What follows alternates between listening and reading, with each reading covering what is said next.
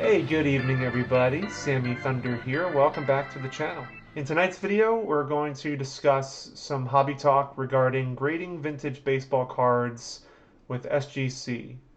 Before we get started, if you're new to the channel, I just want to let you know that I'm running a 1,000 subscriber giveaway. I'm giving away a number of great prizes. So if you're interested, the first thing you're going to want to do is smash that subscribe button and hit the notification bell.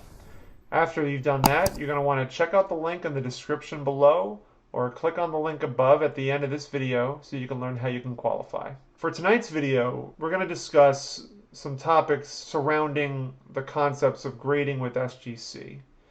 Now SGC, similar to PSA, they provide you a guide so you could estimate what your cards are going to grade when you send it to them.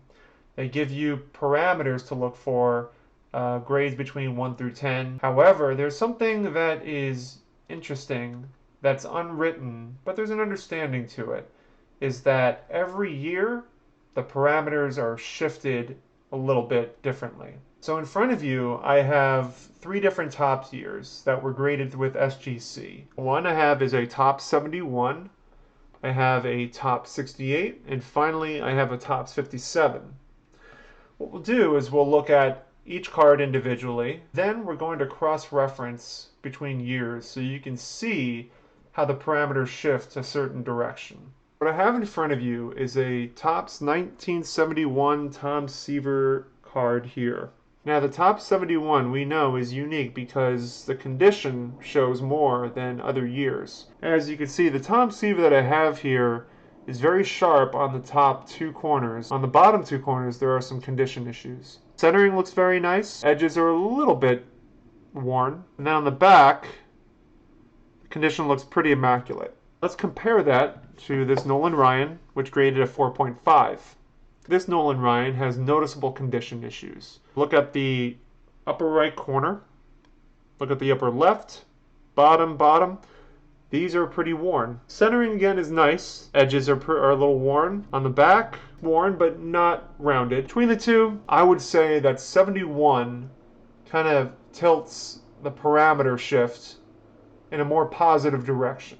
Let's take a look at this 1968 Tom Seaver and compare him with the 71 Seaver.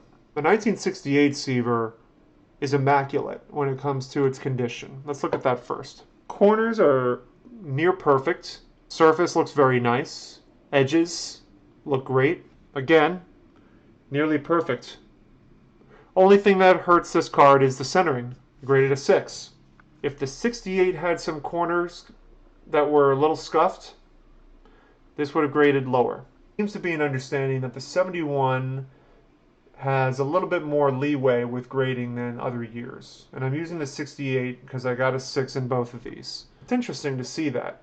They don't share that information on SGC because obviously it's a lot of information to take. So they give you a concrete guide to work with to use as your reference. 57 Koufax, when I got this one back, it graded a 6 because the centering was great. Hard to find this card with such good centering. What can hurt this grade is pretty much the card being off-center. The unwritten understanding for 57s is that if the card is off-center, the grade will be considerably lower. I have my Drysdale card.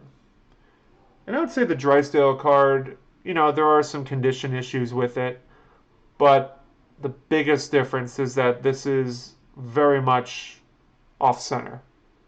So I'm not saying that it dropped the grade down by 4 compared to the Koufax that got the 6, but I will say that the off-center certainly didn't help. I think that's a big make or break when it comes to the 57s. I think there are a number of different unwritten understandings when it comes to certain years. I just wanted to provide some insight with my opinions on it. Love to hear your thoughts and comments. But until then, thank you all so much for watching. I hope you all have a great rest of your day. Take